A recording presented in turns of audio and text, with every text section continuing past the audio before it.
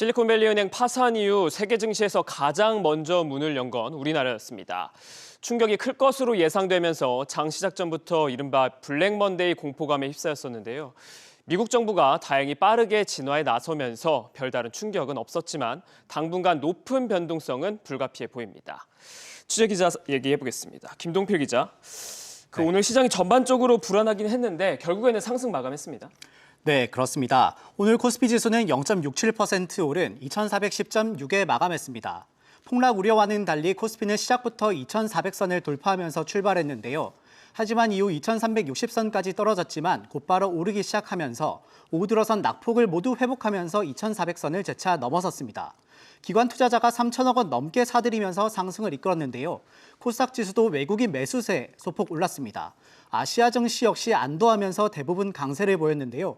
일본 니케이 지수만 1% 하락했을 뿐 홍콩 항생 지수는 2%가량 올랐고 중국 상하이 종합 지수는 1.2%, 대만 강원 지수는 0.22% 상승했습니다. 그렇군요. 이게 우려와 달리 강세를 보였는데 이유가 뭡니까?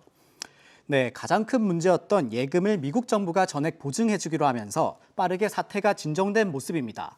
사태의 심각성은 크지만 파장이 크지 않았고 또 제한적일 것이란 안도감에 위험 자산에 대한 투자 심리가 무너지지 않은 건데요.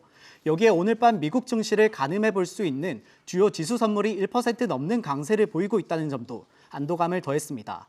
반면 안전자산으로 분류되는 달러화는 약세를 보였는데요. 지난주 강세를 이어갔던 원달러 환율은 무려 22원 넘게 떨어지면서 1301원 80전에 마감했습니다. 네, 그렇군요. 투자자들 입장에서는 사실 앞으로 어떻게 될지가 중요할 것 같은데 전망은 어떻습니까?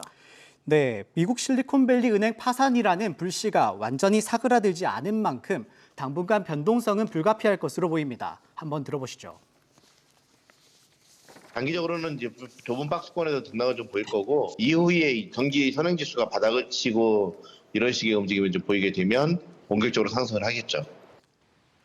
당장 큰 이슈는 이 실리콘밸리 은행 사태를 어떻게 봉합해 나가느냐겠지만 미국 연방준비제도의 3월 금리 결정에 따라 금융시장의 향방이 결정될 것으로 보입니다. 김동필 기자, 잘 들었습니다.